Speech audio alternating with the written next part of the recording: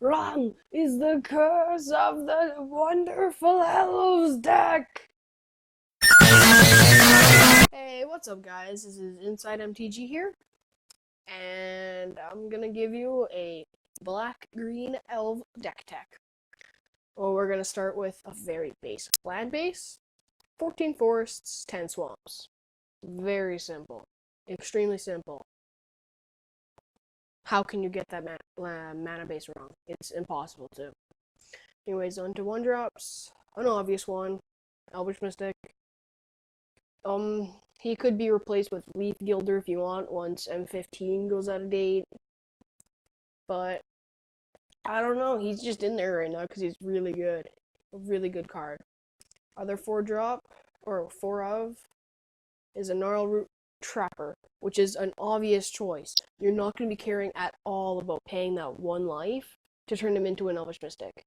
And casting an elf creature spell, that doesn't even matter. All of your supposed to be 29 creatures are elves. Done. And giving an elf Death Touch, well, Death Touch kills Siege Rhinos and everything else in the world. So, our other 1-drop, Thornbow Archer.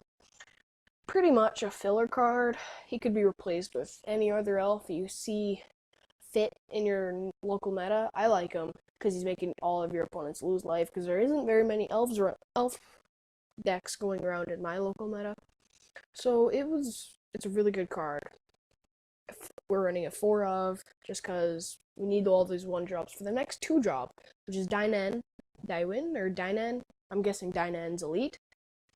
You're always hitting that trigger. You have 12 1-drops and are all elves in this deck. You were hitting that trigger. I don't even care what you say, you were hitting that trigger. She's the only 2-drop. We now move on to 3 drops, where we get Nissa. She's in there as a target, and for kind of a mana fix, even though you're running more forests. You don't care about her. You play her, you let your opponent waste their removal on her, their spot removal on her, and then you swing. She's just a target. You don't care about flipping her. Her flip abilities don't help you in any way. We then move on to our other 3-drop, which is why Nissa's in the deck, to protect your Shaman of the Pack. When it comes out, that's going to be the game changer. You tend to play him turn 4 or 5. You don't play him turn 3, because you usually don't have enough elves by then. But when you play Shaman of the Pack, even if you just control 4 elves, you get an 8 life difference. And controlling 4 elves on turn 3, actually you could do that. Turn 1, Elvish Mystic, Norwood Trapper, or Thornbow Archer. Turn 2, Dainan's Elite. You then have 3 elves. Turn 4, 3, Shaman of the Pack. You have 4 elves. It's an 8 life difference, turn 3. And it's just an overpowered card.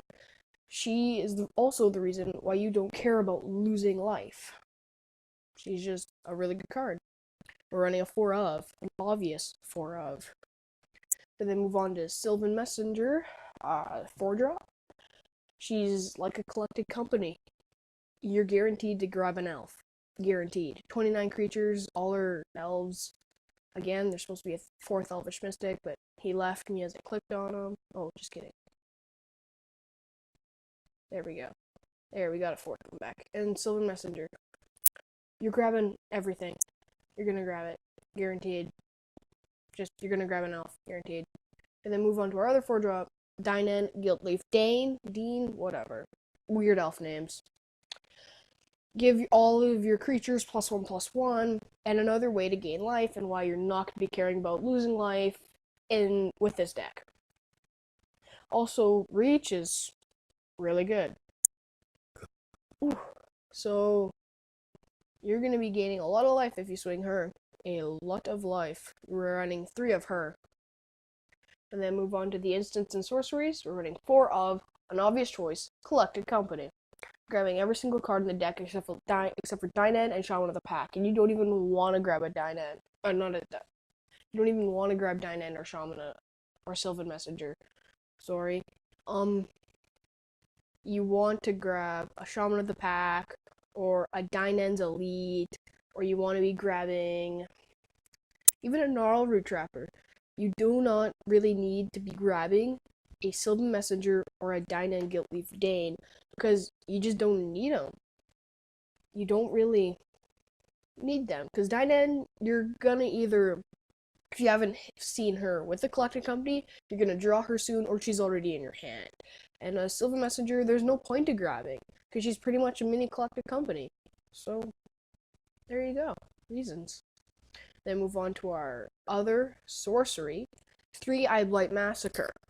It deals with morphs like Death Mist Raptors, Den Protectors, Hidden Dragon Slayers if you're running against one of those weird Abshan controls in the first game and haven't sideboarded yet. It's a really good card, and honestly, why I hate all these new elves. They're racist, man. Like, what did these little goblins do to you? And they're ugly. Look at those horns. Nobody wants. That's just no. It doesn't look good. I don't like those horns. They just make me hate them even more. So that's the deck. I hope you enjoyed. Also, if you're having troubles with budgets, you don't want to spend $160 for that playset of Nissa this deck has decided to run, switch her out for 2 Sylvan Messengers and anything else that's an elf. Like those enchantment removal elves that are out there. What are they called? Conclave Naturalists? No, those aren't even elves, those are dryads. I don't know. Just anything else that will help you in your local meta if you don't have any Nissas. So yeah, that's our deck. Hope you enjoyed it. Really good. I've used it against many other decks, and I just love it. It was really fun to play. Really fun deck. Anyways, thanks for watching, and I hope you can like and subscribe for more deck techs.